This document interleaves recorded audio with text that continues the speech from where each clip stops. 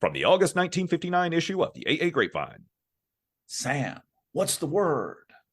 Last. Last? Yes. It's the first drink that gets you drunk. It's the last one that gets you sober. I heard it through the grapevine. Welcome. It's the AA Grapevine half-hour variety hour featuring the collective voices of Alcoholics Anonymous. I'm Don, an alcoholic in Greensboro, North Carolina. I'm Sam, an alcoholic in Palm Springs, California. Congratulations, Sam. What's that? Well, I heard that this is your anniversary from when you first came into AA.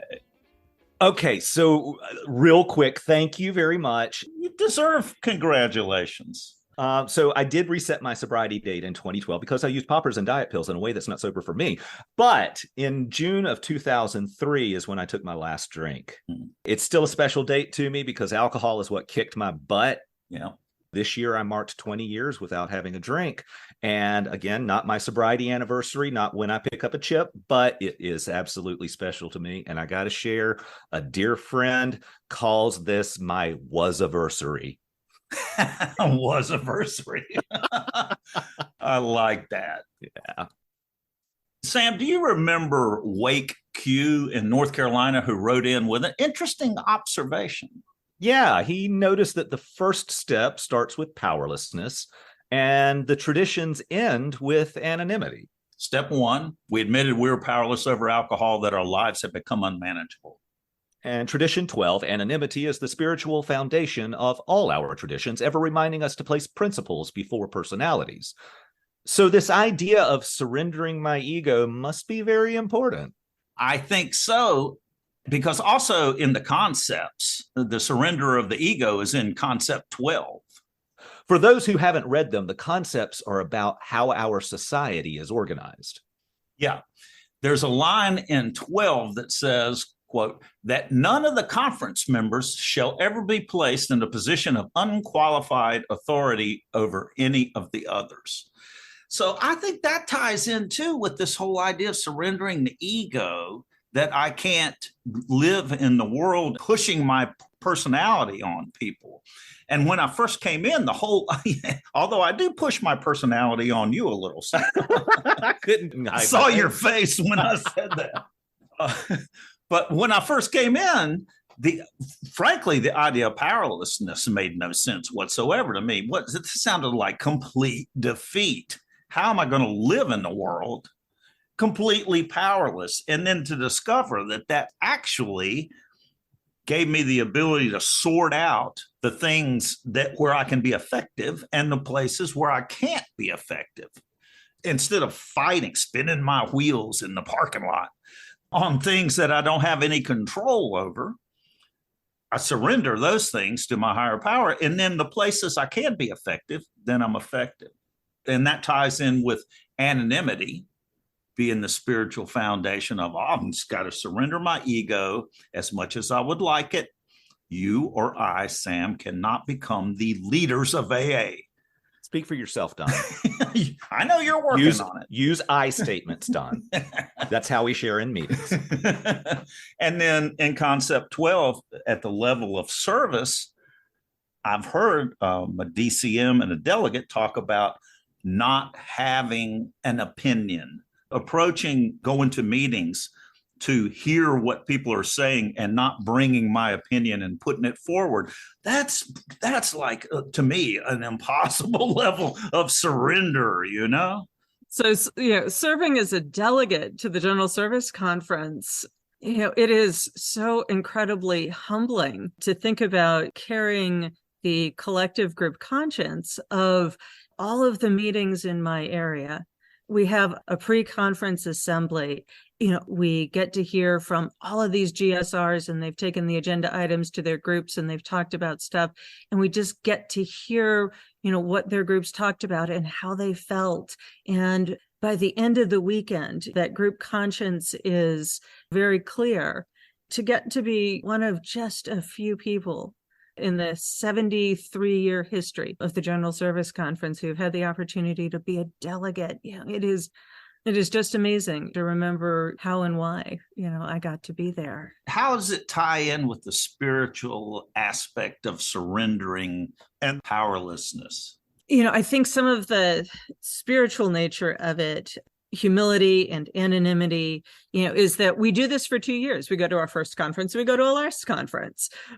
I am trying to just let go of everything that I think is necessarily best for Alcoholics Anonymous and try and do, at the conference, what is best for AA as a whole. Going along with the group conscience is really important. There are decisions that get made at my home group that I might not be in favor of. And I go along with them, because I trust that the group conscience might know better than me. And, and that is true for the decisions that we make at the conference. I go along with the decisions that we make. And sometimes I don't even know what the right thing is until it's happened. And then, everything becomes like abundantly clear that this was the best path for us. Wow. This makes me think of something. Choose your battles wisely. Now, first, I took that as pick the ones you can win. And then later on, choose battles that are worthy of the battle. Now there's yet another evolution of that understanding, and that is there may not need to be a battle simply because I might not be right. Yes. I always kind of come back to, would you rather be right or happy? Yeah. That was something I heard when I was a newcomer. This last spring, I had all the feelings about, what was going to be the best thing to do at the conference. And, by the time that we closed the conference, I was really good with the decisions that we had made. That's being open and generous to everyone else to allow my mind to be changed. And, that doesn't have to come from an experience in general service. Mm-mm. Now, general service has absolutely colored my experience of sobriety and being out in the world. It can show up at work on a daily basis. I'm on my HOA board. It shows up there. Yeah. Absolutely. It carries into my professional career, how I interact with people, how I interact with my coworkers. I think through all of our opportunities to be of service in some way in Alcoholics Anonymous. And I absolutely believe that we find the service that fits. When I first got sober, I was also like a crusty old timer in my home group. And he told the sponsee of his at the back of the room where we're getting coffee, he said, "Jim, why don't you try not having a way for a while?" And I thought, what is he talking about? Not having a way but then to find out that this is the thread that runs through all of AA. Just try it. Oh, I'm just chuckling to myself right now. And now I'm going to share it with everyone else, because one of the things that I love that you love is I'll allow that, which allows you to have your way, even if you're letting go. Yeah, you can let go, still have a way, and not fight. Sam, who's our guest today? Well, Don, today's guest is Jenn D. from Magalia, California, who's been on the podcast before answering an Ask It Basket question. We wanted to get to know her story, so we invited her back. And since she's a podcast pro now, we'll dip into the Ask It Basket again. So that's who that was talking. Yeah. We'll get to know more about Jenn in a moment. All right.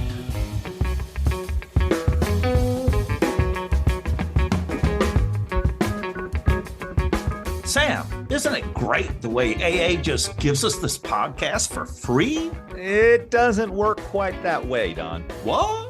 While we provide the podcast at no charge, we do have expenses. Grapevine is the only AA entity that does not accept contributions. Nothing from the basket or other money from your home groups. So to support the AA Grapevine podcast, please subscribe to Grapevine Magazine in print or digital. Or provide a subscription to someone in need through our Carry the Message program. Or purchase books or other items at aagrapevine.org/store.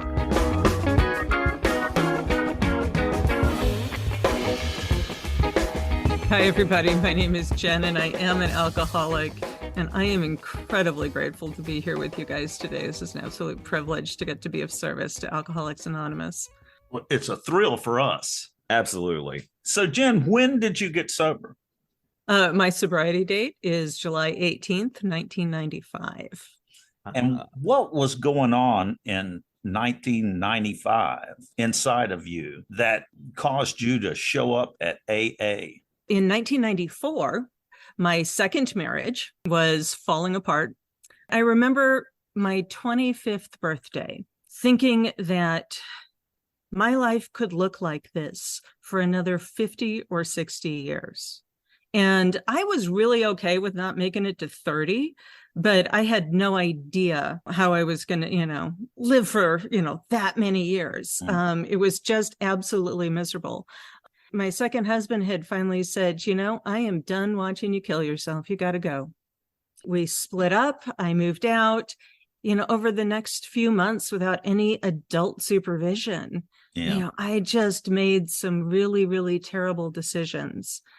And a lot of my stories are like, there was this guy. And I met this guy. His life was a little bit of a disaster at the time, but I absolutely fell in love with this guy after knowing him for maybe 24 hours or something like that. And then he was living with me. Atta girl. But he had been sober. He was sober in Alcoholics Anonymous. He hadn't been going to meetings for a while. And after a couple of weeks living with me, he showed up with this big book. I don't have a codependent bone in my body. I really don't. I am a selfish, self-centered alcoholic. But, this book showed up in my living room. And I thought, maybe I need to know a little bit about this thing that is, important to him. And so I sat down and I read the first 164 pages that day. I got to the doctor's opinion and I was like, oh, crap, they are talking about me. This book that was written 30 years before I was born, I didn't know how that was even possible. I remember reading the book and thinking that there was something other than just not drinking, because I had been doing that. My husband would get upset with me about my drinking, and so I would quit for like a week. Nothing rash, but a week should be long enough to prove that I really am not an alcoholic. You don't have a problem. What I got from the book was that I could do something else. That was a lot of hope for me. And so that was the end of May in 1995. And like I said, I didn't get sober till the middle of July. There was a bunch of other wreckage that happened in there. But my boyfriend at the time said, hey, I'm going to go to a meeting tonight. Do you want to go with me? I was trying to be on my best behavior. I was really trying to control and enjoy my drinking. Yeah. It was not working out. Now you're living with someone who's sober. Oh my God. Terrible idea for an alcoholic. A flashlight at you every minute. It's like, I would try and get drunk, but not too drunk. And then I would usually, just blow past, anything that was totally acceptable. But my last drink, and this is like so embarrassing sometimes, was a glass and a half of wine at dinner 2 days before I went to that meeting. What's embarrassing? Well, like, the half. All of these people have these like amazing, I went out and, and like there were explosions and all of this stuff. And I was like, I had a glass of half of wine. Oh, I mean, you can always change that, but I don't advise it. But that's true for me too. I mean, the bottom for me, all that bad drinking and those bad stories happened before that last day. That last day, it was just like a realization inside that this is not ever going to work. Yeah. And that realization hit me when I drank 40 some days after what I thought was my last drink. Then it was like, wow, I really can't do this. It wasn't your worst drunk. Right. Yeah. Jenn, you're one of the few people that I have met who has read the book before coming into the program. Mm-hmm. That first time that I read the book, I really had no idea what Alcoholics Anonymous was going to ask of me when I showed up. Mm-hmm. I am a middle-class white girl with a graduate degree. I am pretty clever. And so I was able to read all the words, and I got that you stop drinking and you can do these things and your life can be different. And that was, really important to me. But as far as the other stuff, here's how you do these things, that was what I needed a sponsor for. Yes. So you got a sponsor. I was assigned a sponsor. I got sober in St. Louis. First meeting was at a place called the Lindell Club, which is this old house. It was on a Saturday night and it was a candlelight meeting. And if you ever have the opportunity to take somebody to their very first meeting, I would not recommend a candlelight meeting. It's late at night. We walk in and we go upstairs and there's these red candles on the table. And I had no idea what I'd just gotten myself into. And like you could smoke at the Lindell Club at the time. And I really wanted a cigarette, but I was like shaking so bad. I was worried that I was going to light myself on fire. I listened to what they said. And then they started going around the table. And when they got to me, I said, I'm Jenn and I'm an alcoholic. And I knew it was true. Had you ever said that before? I had never said that before. I had never even thought that alcohol was the problem until I read that book. I went to my second meeting. I did not do 90 meetings in 90 days. I kind of crept into this. My second meeting was 8 days later. It was on a Sunday night. And I showed up in a room that had the lights on, which was really awesome. And I wanted what those people had. And I didn't know that that was what I wanted, but, it felt good there. And I went to that meeting for a couple of weeks. And then finally, there were these little old ladies that sat at the table in the back of the room. And between them, they had a bazillion years of sobriety. One of them got sober in 1952, another one in 1969, and the rest of them in the 70s. And so they were amazing and wise. But if you are not serious about getting sober in Alcoholics Anonymous, do not go talk to the little old ladies. Because it was suggested, go talk to them. So I did. One of them asked me if I had a sponsor. And I didn't know people lied in AA. And so I said no. And she said, well, this is Shannon and she will be your sponsor. So far, you've made 3 huge mistakes that have ruined your drinking. Mistakes. You read the book, Alcoholics Anonymous. You went to an AA meeting and kept going. And then you talked to the little old ladies and were honest. Yes. I was not very clever as a newcomer. I was so worried that if I didn't do the right thing, you guys were going to kick me out. So I started working with this sponsor. So when I got to Alcoholics Anonymous, I was 26 years old. I weighed about 95 pounds. I still wear a lot of black, but what I was wearing then was pretty inappropriate. My hair was a color called hibiscus, and I had a button on my coat that said, guess where I'm pierced.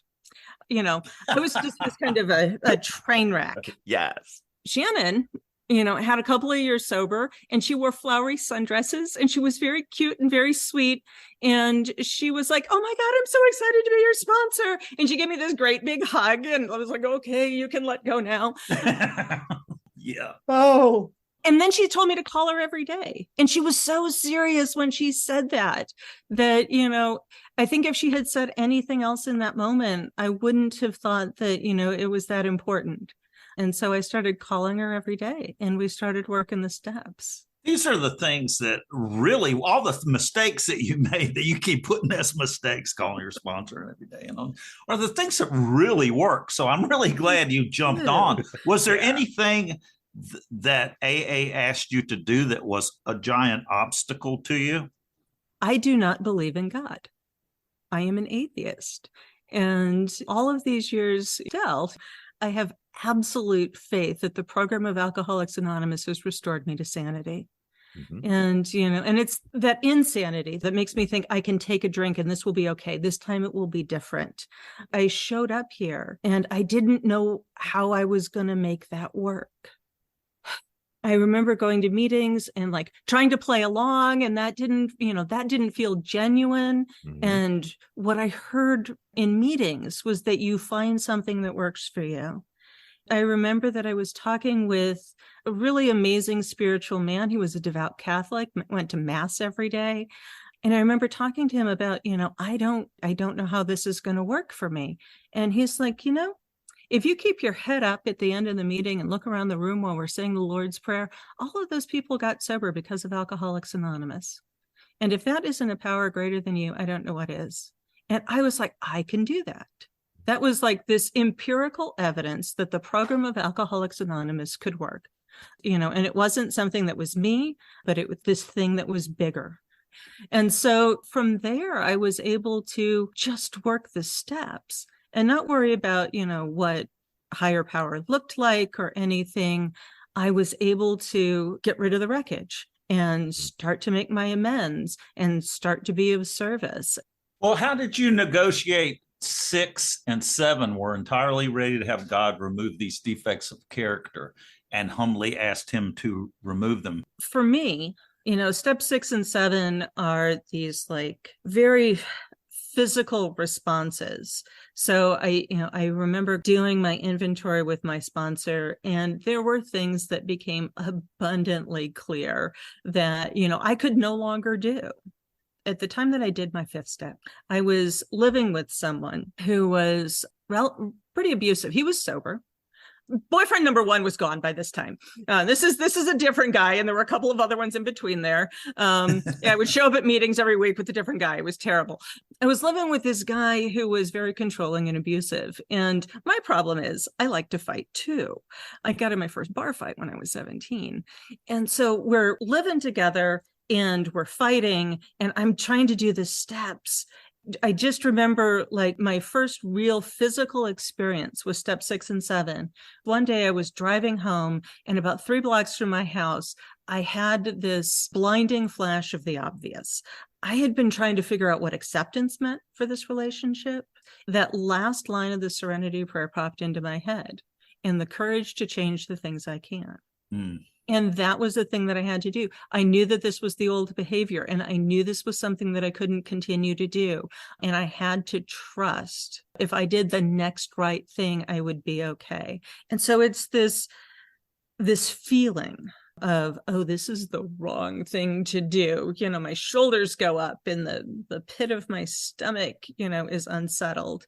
And so I've learned to trust that.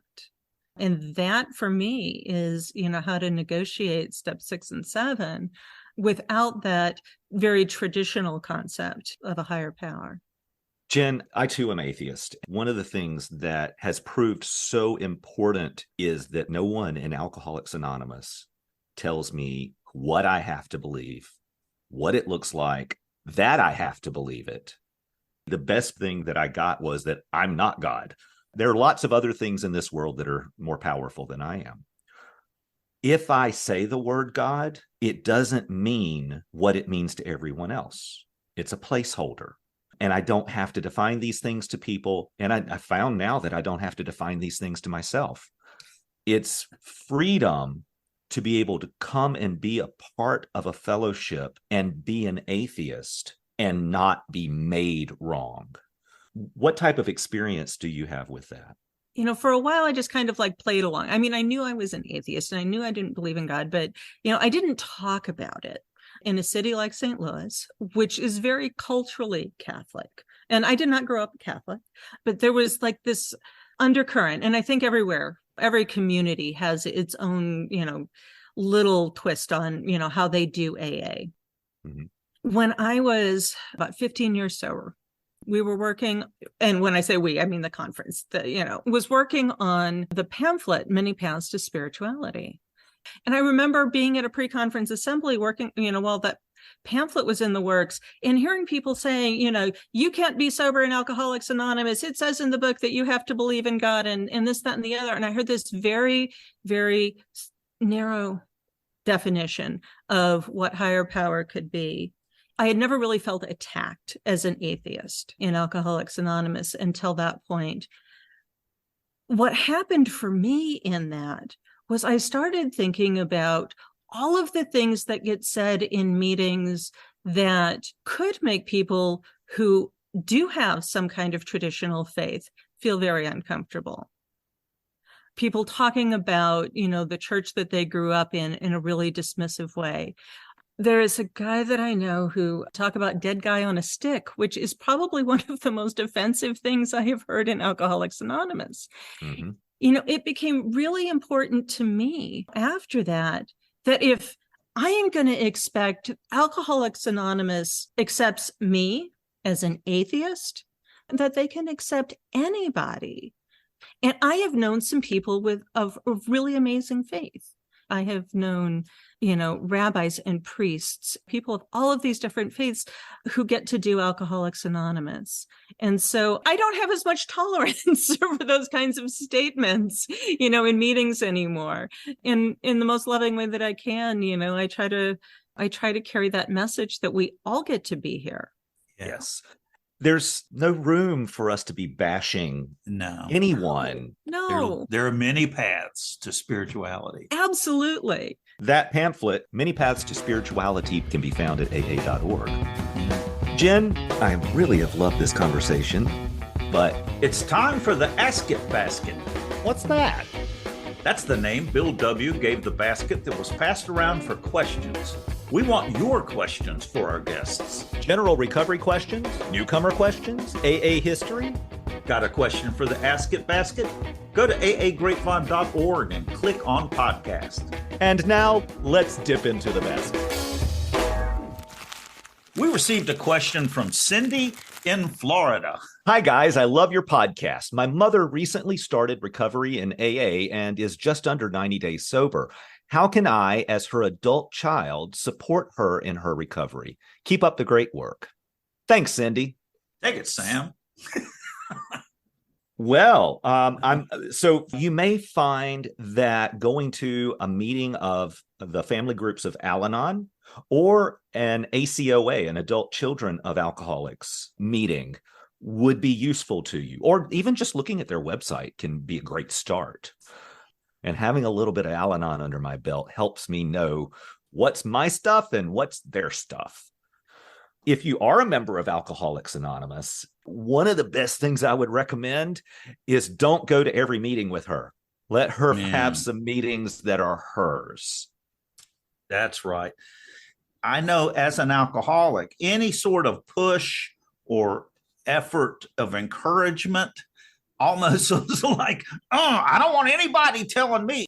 There's something in an alcoholic that just, no, you're not. So the more you can let go, and this is what Al-Anon is about. I went to Al-Anon. I know that I'm powerless over my drinking, and I've learned that in AA, but I did not feel I was powerless over my brother's drinking. And I felt like, there should be something I can do. There was nothing I can do except to allow him to follow his own path. Jenn, what do you think? Yeah, one of the things that I have been told multiple times over the years as a parent is, as we get sober and our children grow up and they are on their own path, is that we turn our will, our life, and our children over to the care of our higher power. And that's what I was thinking about, with this question, is that, you can substitute, anything in there, your will, your life, and whoever, over to the care of their higher power, whatever that looks like. Allowing your mom to have her own path in sobriety is going to be so important, because I did not get sober for my husband. This guy who absolutely loved me. I could not get sober for my parents, who were kind of at their wits' end. I had to make the decision that I was going to do this myself, and that I was willing to do the work myself. Being loving and supportive, is great, but giving your mother the space to find her own path in AA is going to be really important. It's a big deal. And try not to have any expectations of what that path will look like. Yeah. It's hard. Yeah. Let go. Well, and that's one of the reasons why it's important to have our own support group. Yeah. Our own network of friends, of people in recovery, in my case, because my husband is also in recovery. But I do my best to stay out of his program. That's his. Yeah. But I need to be able to talk about him. So that's why you come on the podcast and do it to all of our listeners. Thanks, Don. Jenn, this has been wonderful. Again, we're going to have you back on a regular basis. Jenn, thank you so much for joining us. I have loved it. Thank you.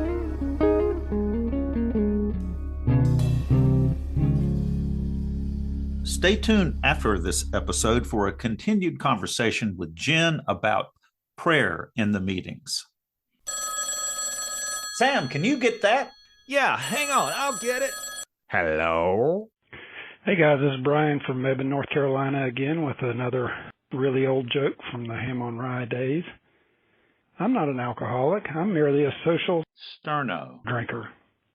Walk, walk, walk, walk. Thanks, Brian. I love some ham-on-rye.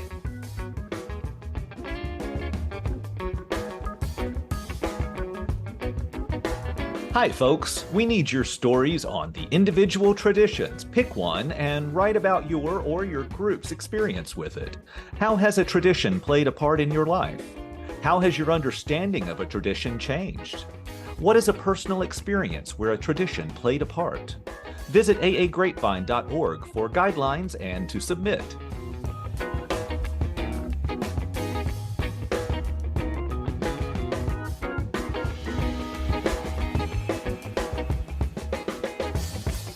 I'm at the very wit's end. Cuckoo. An historic short snort from November 1958. The doctor put away his stethoscope and shook his head. I don't find anything wrong with you, George. It must be due to drinking. That being the case, I'll come back when you're sober.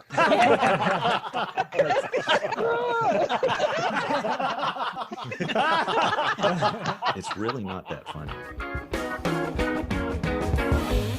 Thanks for joining us. The AA Grapevine Half-Hour Variety Hour is posted every Monday and is produced by AA Grapevine, Inc. We don't speak for AA as a whole. We share the experience, strength, and hope of members to help others recover from alcoholism. Podcast info, including how to call in, is at aagrapevine.org/podcast. Find AA Grapevine on Instagram and the AA Grapevine channel on YouTube. All things Grapevine are available at aagrapevine.org. If you want to know more about AA, Google Alcoholics Anonymous and your city or visit aa.org.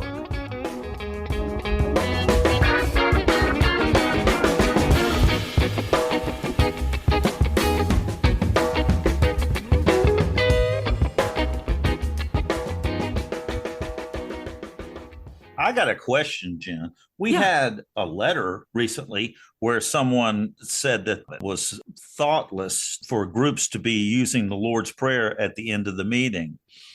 And as an atheist, how do you deal with the Lord's Prayer? You said that you got sober in St. Louis and it was Catholic. I'm sure that the Lord's Prayer was very common in meetings. Yes, back then especially, almost every group that I went to closed with the Lord's Prayer. What I tried to do, was to follow that guidance, to, keep my head up and look around the room and look at all of these people that are sober. And I still do that. I don't close my eyes and look down or anything like that. At the end of the meeting, I look around at all of these people who are sober today. And that's one of those points where, I trust the group conscience, and that is the group conscience of that particular meeting. They have chosen how they want to close the meeting. Over time, those things change. My old home group in St. Louis, used to close with the Lord's Prayer. Now they close with the responsibility statement. I love that for a closing. Yes. And, in my current home group, that was the decision that we made as well, because it was possibly, the biggest encompassing close for a meeting. Mm-hmm. This is what we need to do when we leave the room, is to go out there and be useful. That's beautiful. So I go to a couple of house meetings here in Palm Springs, as well as other published meetings. And one of the things that I've noticed in these house meetings is we don't open the meeting with a prayer. And I am used to opening a meeting with the Serenity Prayer usually. Mm-hmm. What I have noticed is the lack of that feels like I'm missing that moment to get centered, to pay attention to where my feet are. I'm sitting in a meeting of Alcoholics Anonymous now. I have got a thought on this. I heard someone on the radio talking about observing AA meetings. He ran a treatment center and he was not in AA. He said that when you go to a meeting and observe it, they start with a prayer. At the end of that prayer, time is different, so that it has set apart this hour from everyday life. that we're going to be in a different frame of mind and take turns talking. It is the value of ritual to set a time to be different than everyday time. Yeah, that was just what I was thinking too, this idea of ritual and how when we go to a meeting of Alcoholics Anonymous, there are things that we expect. We expect, start the meeting, we're going to say the Serenity Prayer, there's going to be these readings. And, and I know this sounds like really crazy coming from an atheist, but that's what, when you go to church, you expect that we're going to open the service with, a prayer and some readings. We're going to do these things. And, and there's a pattern to all of that. And I think as human beings, we need that. We need to know what's going to come next. And that just becomes part of the way that we breathe in, that surrender and the comfort that we get from, whether it is a church service or a meeting of Alcoholics Anonymous or anything like that, we find peace in ritual. I do go to some online groups where I participate in this book study, and it is so casual. We just okay, who's going to start reading? And then we get off on tangents and we Google all kinds of stuff. And it's really kind of funny.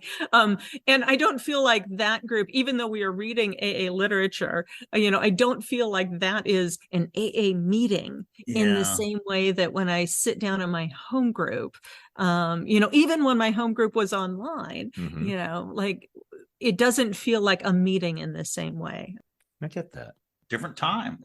Changes time. I think it really is. I really like that observation, Don. I was against ritual, and I heard that. I was going, oh, you know what? Ritual might be really good.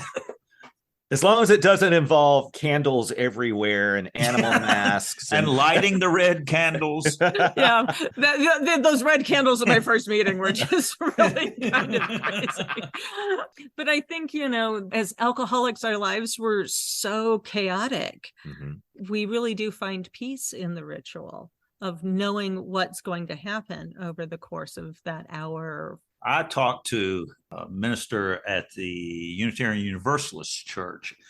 I was having a terrible time with the Lord's Prayer, and I was talking to him about it. He said that the study said that people who did the Lord's Prayer, that their heart rate would change and their breathing and metabolism would slow. And then they did the study where the people did the cadence of the Lord's Prayer without saying the words. Just the cadence of it, which means the ritual of it had the same effect. Okay, so the cadence is like me holding a cat on my chest and it purring. Yeah. The cadence is the rhythm.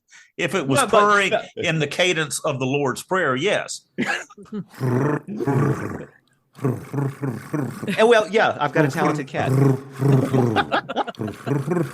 Oh, God. All right, I think we need to stop recording. Yeah, we better. We're going to have way too much.